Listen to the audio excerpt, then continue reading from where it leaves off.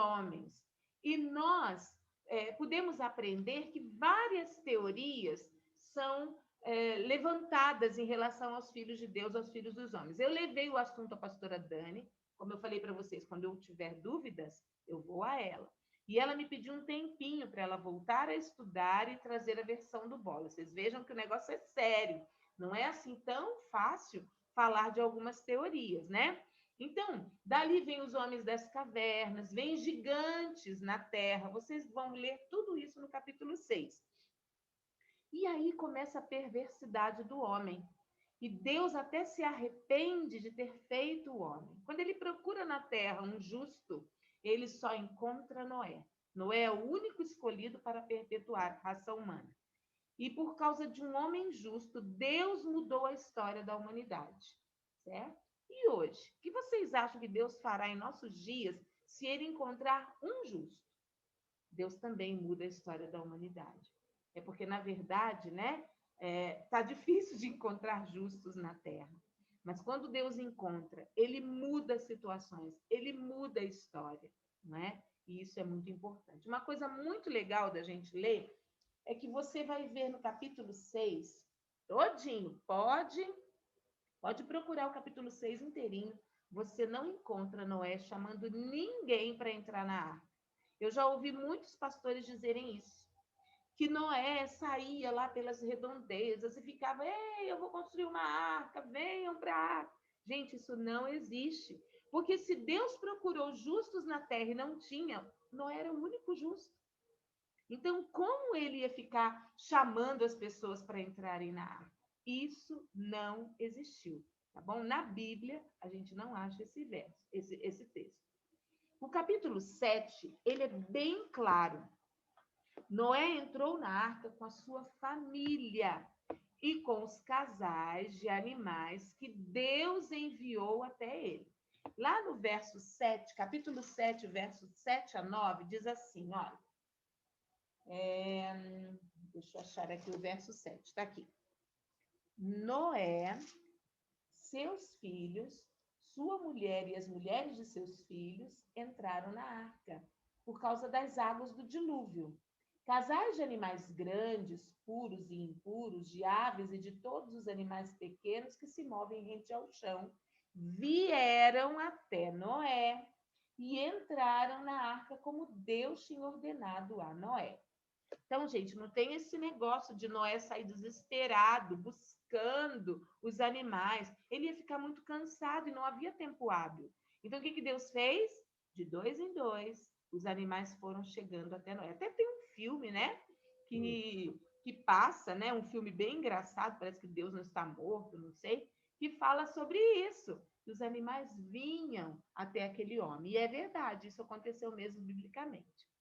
Os anos de Noé são declarados no verso 11. Quando você lê o verso 11 do capítulo 7, você vê, no dia em que Noé completou, olha só como Deus é detalhista, 600 anos, 1 mês e 17 dias, nesse mesmo dia, todas as fontes das grandes profundezas jorraram e as comportas do céu se abriram. 12. E a chuva caiu sobre a terra 40 dias e 40 noites. Então, Deus é detalhista na idade de Noé, 600 anos, 1 mês e 17 dias. No verso 16, diz que Deus fechou a porta da arca por fora. Por que será que Deus fez isso? Por que será? O que será que nos lembra Deus fechar a porta por fora? Não te lembra a quarentena? Não te lembra a pandemia? Não te lembra você ficar dentro da sua casa? Lembra também. E a duração do dilúvio? 40 dias e 40 noites, como diz o verso 12 e o verso 17. 40 dias durou o dilúvio e as águas aumentaram e elevaram a arca acima da terra. Primeira quarentena, 150 dias presos na arca, preservados por Deus, segundo o verso 24. Então diz assim: e as águas prevaleceram sobre a terra 150 dias. Então vocês estão vendo que tudo na Bíblia é explicado, tá? Então choveu 150 dias e eles lá dentro, com todos aqueles animais. No capítulo 8, verso 3, diz assim, verso 3: As águas foram baixando pouco a pouco sobre a terra. Ao fim de 150 dias, as águas tinham diminuído. E aqui nessa versão que eu escolhi, está assim: e voltaram-se as águas sobre a terra. Esse movimento de retrocesso das águas parece indicar que uma grande onda do mar havia varrido a terra, tipo um tsunami, além dos 40 dias de chuva. No verso 3 ainda, fala assim, ó, decresceram, ou seja, minguaram, em algumas traduções falam assim, e os que estavam na arca notariam a mudança de corrente e saberiam, por estarem encalhados, que o dilúvio estava diminuindo. Mas os cumes dos montes só foram vistos no primeiro dia do 10º mês. Quem falou isso foi Elicote. E onde eu pesquisei isso? Num site chamado Apologeta. Ele fala verso a verso sobre a Bíblia. É muito bom de estudar pelo Apologeta, tá? Ele dá um detalhe legal. No capítulo 8 ainda, verso 4, diz que a redenção começou. Por que ele fala isso? Porque é o significado da palavra Ararat. O Monte Ararat tem esse símbolo. A redenção começou. A redenção já veio. A maldição foi revertida. Evidentemente, indicando um processo tranquilo e suave. Os montes de Ararat mencionados eram provavelmente na área curda da Turquia. Então, às vezes vocês perguntam, onde fica isso, o Monte Ararat? Lá na área curda, onde tinham os curdos da Turquia, é o Monte Ararat. No entanto, o nome é geralmente aplicado a uma montanha alta e quase inacessível, que se ergue majestosamente da planície das Araxes. Tem 2 picos cônicos, a cerca de 11 quilômetros de distância, um de 4 quilômetros e o outro de 3 quilômetros, acima do nível da planície. 1 quilômetro do cume, no mais alto desses picos, estão sempre cobertos de neve. É chamado Kuinu, ou seja, Montanha de Noé, pelos persas. Então, é conhecido como Montanha de Noé. Eu estou passando rapidinho, porque eu sei que vocês depois vão ter perguntas e eu quero dar um tempinho para vocês. No verso 5, diz que as águas foram decrescendo. A diminuição das águas foi por razões sábias, excessivamente lenta e gradual. Então, não foi de uma vez que as águas foram decrescendo. O período de seu retorno foi quase o dobro do tempo de sua ascensão. Então, 150 dias, provavelmente Noé tinha ficado o dobro aí dentro da arca, esperando as águas baixarem. Verso 6. Ao fim de 40 dias, diz o verso 6, capítulo 8, diz assim o verso 6. Passados 40 dias, Noé abriu a janela que fizera na arca. Só abriu a janelinha, viu? Porque ainda estava fechada por fora, certo? É fácil imaginar o ardente desejo que Noé e sua família devem ter sentido para desfrutar novamente da vista da terra e respirar o ar fresco. E era perfeitamente coerente com fé e paciência indagar se a terra já estava apta a recebê-los novamente. Então, o pessoal pode falar, mas como Noé aguentou, né? O pessoal fala da paciência de Jó, mas eu creio que Noé foi um homem muito paciente por esperar tanto tempo. E daí, enviou Noé, no verso 7, enviou ao corvo, diz assim na minha Bíblia, esperando que a terra já tivesse aparecido, Noé soltou um corvo, mas este ficou dando voltas. Vocês nunca perguntaram por que Noé soltou um corvo primeiro? Eu descobri que o cheiro de carniça atrairia aquele corvo se a terra estivesse em um estado habitável, ou seja, se já fosse possível eles descerem dali. Por isso que o corvo é solto primeiro. Em seguida, enviou também a si uma pomba, um pássaro que voa baixo. Pomba não voa a grandes altitudes, né? Ela voa baixinho e, naturalmente, disposto a retornar à sua morada. Então, se a pomba não encontrasse terra, com certeza ela voltaria à arca, devido ao fato de ter passado tanto tempo ali dentro. No verso 9, diz assim, olha, mas a pomba não encontrou lugar onde pousar os pés, porque as águas ainda cobriam toda a superfície da terra. E por isso voltou para a arca a Noé. Ele estendeu a mão para fora, apanhou a pomba e a trouxe de volta para dentro da arca. Talvez vocês perguntem assim, por que a Mary está demorando tanto falando de Noé? Porque Noé, nesse tempo de quarentena, de pandemia que nós estamos vivendo, nós nos identificamos muito com essa prisão, né? Com esse fato dele estar dentro da arca, impossibilitado de descer, impossibilitado de tocar sua vida, né? E nós também estamos vivendo isso. Agora dizem que vem a segunda onda, que está pior do que a primeira. Então, nós também estamos nessa situação. E muitas das vezes nós reclamamos, eu não aguento mais essa quarentena, mas não fomos só nós. Servos do passado também viveram essa situação, né? Quando você para pensar, depois a gente vai chegar lá nessa leitura, mas que o povo judeu ficou em cativeiro 70 anos, cativo, preso, sem ter vida. Então, nós não podemos reclamar de estarmos nessa situação. Verso 9 diz que ele estendeu a mão, fez entrar consigo na arca a pomba, e não é dito que ele tenha feito o mesmo com o corvo. Não diz que Noé pegou o corvo com a mão e colocou ele dentro da arca. Então, em algum lugar o corvo foi. No verso 11 fala assim, olha, ao entardecer, quando a pomba voltou, trouxe em seu bico uma folha nova de oliveira. Olha que lindo. Noé, então, ficou sabendo que as águas tinham diminuído sobre a terra. Ele soltou novamente a pomba. Esperou ainda outros 7 dias e de novo soltou a pomba, mas desta vez ela não voltou. Então, isso mostraria duas coisas. Duas coisas. Primeiro, que as águas tinham descido a um nível em que a oliveira cresceria.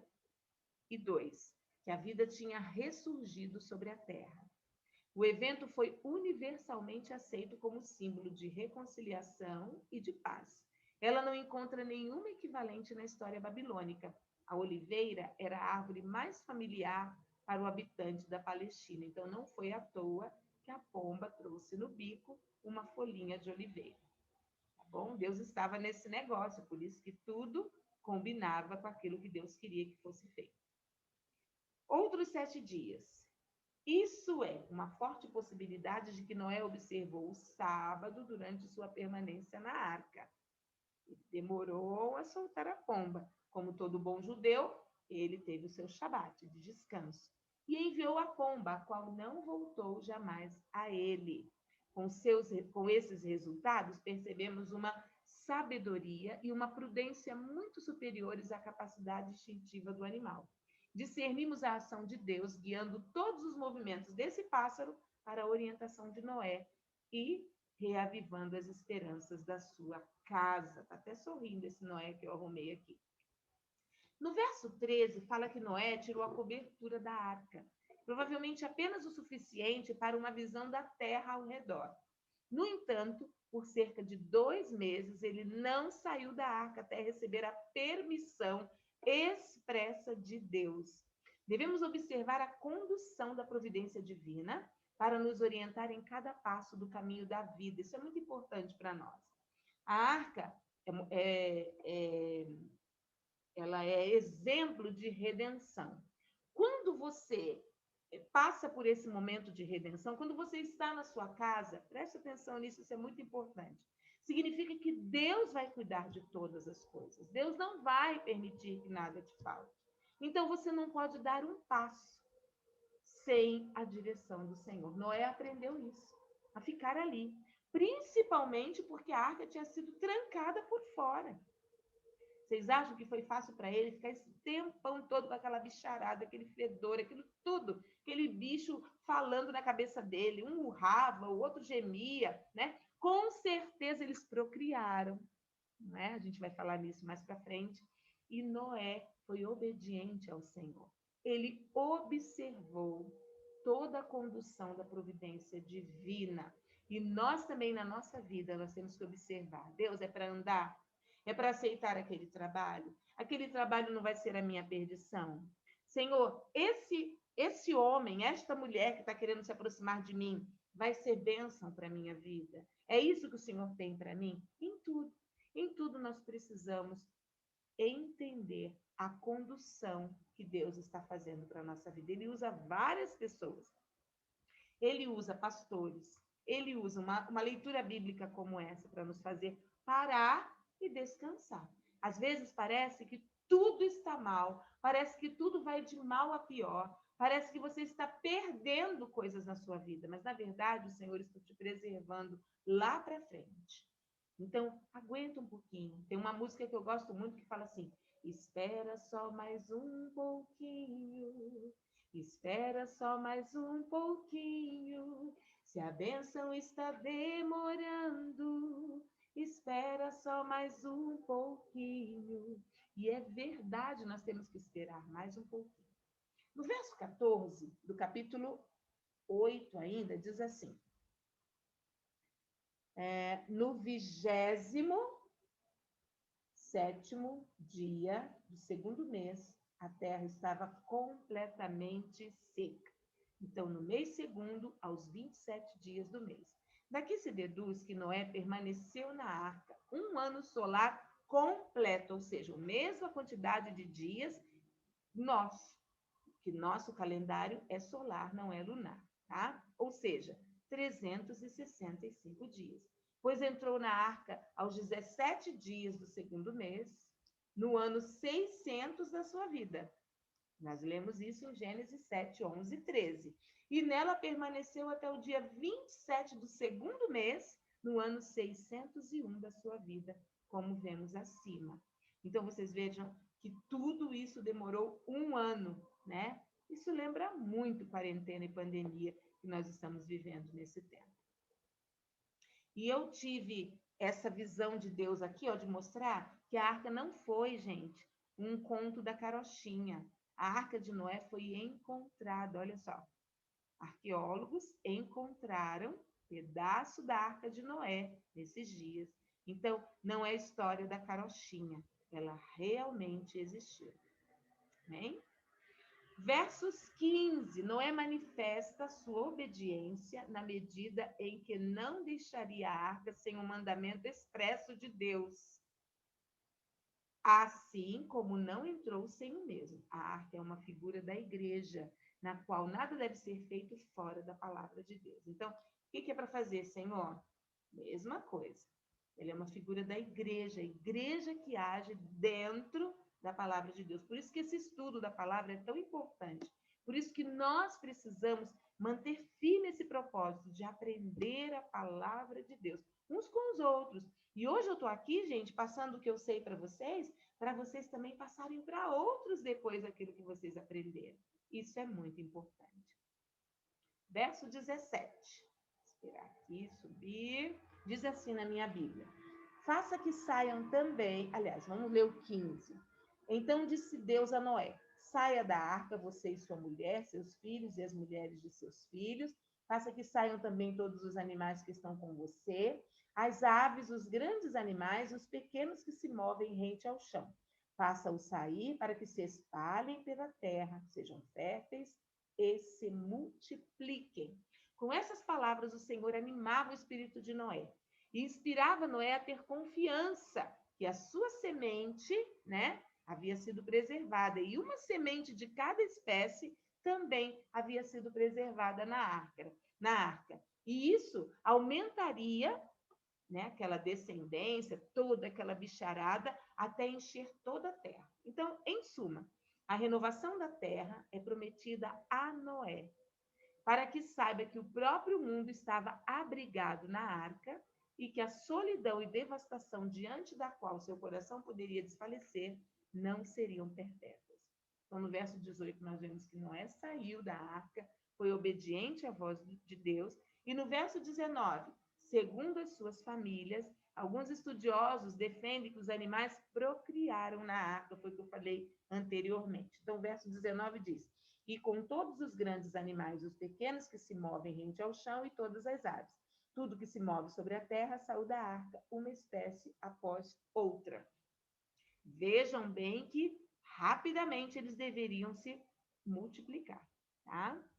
Verso 20. E edificou Noé um altar, no original hebraico, um lugar alto, provavelmente um monte de terra sobre o qual Noé ofereceu sacrifício. Há algo extremamente belo e interessante de saber que o primeiro passo do devoto patriarca foi agradecer a Deus pelo sinal de misericórdia e bondade que ele e sua família haviam experimentado. Ou seja, é momento de edificar altares. Quando você passa por grandes lutas, é momento de edificarmos um altar ao Senhor. No verso 21, Deus recebeu essa oferta como cheiro suave. Deus recebeu o sacrifício. Por quê? Noé era um homem reto. Ele era reto na fé, ele era aceitável. Então, como o incenso mais perfumado, Deus aceitou aquele sacrifício. E o Senhor disse no seu coração: assim como jurei que as águas de Noé não mais passariam sobre a terra, né? Eu vou colocar aí um arco, um símbolo para provar a vocês que nunca mais as águas do dilúvio destruirão a terra. Por esta causa, isto é, porque o intento do coração do ser humano é mau, em vez de causar outro dilúvio, Deus pouparia a terra para desfrutar das bênçãos da graça através de um Salvador. Então, a partir dali, né? Vocês estão vendo desde o começo Jesus no tempo todo a promessa de um Salvador para a terra. Porque Deus já sabia, né? Mesmo sendo Noé um homem justo, sua descendência talvez não fosse. E aqui você vê, ó, os filhos de Noé, Sem, Cão e Jafé, tá? E daqui você vê, ó, da linhagem de Sem, é que a gente vai chegar daqui a pouquinho em Abraão, tá vendo? Cão tem a sua descendência. Depois eu vou mandar tudo isso para vocês. E Jafé também tem a sua descendência. Então, eles foram obedientes na multiplicação. E como será, América, que foi feito isso? Não vou dizer. Antes de falar, eu vou dizer isso para vocês, que lá no capítulo 9, Deus fala da aliança com Noé. Então, o homem é quem peca, Deus é quem o redime. E Deus, no capítulo 9, traz para Noé várias promessas, promessas de fertilidade, promessas de multiplicação, de expansão de território, de autoridade sobre os animais e sobre a terra. E também Deus traz promessas de provisão. Quando você lê o capítulo 9, você pode até contar as bênçãos que Deus traz e as maldições caso Noé desobedecesse ao Senhor. E qual é a moeda dessas bênçãos? O símbolo é o arco-íris. Toda vez que você ver o arco-íris no céu, Deus está se lembrando que nunca mais destruirá a terra com um dilúvio. Para vocês verem que o dilúvio foi muito pior do que as enchentes que a gente vê por aí. Se enchente já é um negócio terrível, você imagina o dilúvio, então. Como deve ter sido terrível. No capítulo 9, do 18 ao 28, nós percebemos algo estranho aí. Porque tudo aquilo que Deus havia prometido para Noé e seus filhos não era para dar certo. Mas no meio dos justos veio Cã, um dos filhos de Noé. Noé era justo, Sem, Jafé era justo, mas Cã veio no meio. E quando você lê no capítulo 9, do verso 18 ao 28, você vai ver que Cã, olha só o que ele fez. Os filhos de Noé que saíram da arca foram Sem, Cã e Jafé. Cã é o pai de Canaã. Esses foram os 3 filhos de Noé. A partir deles, toda a terra foi povoada. Noé, que era agricultor, foi o primeiro a plantar uma vinha. Bebeu do vinho, embriagou-se e ficou nu dentro da sua tenda. Cã, pai de Canaã, viu a nudez do pai e foi contar aos 2 irmãos que estavam do lado de fora.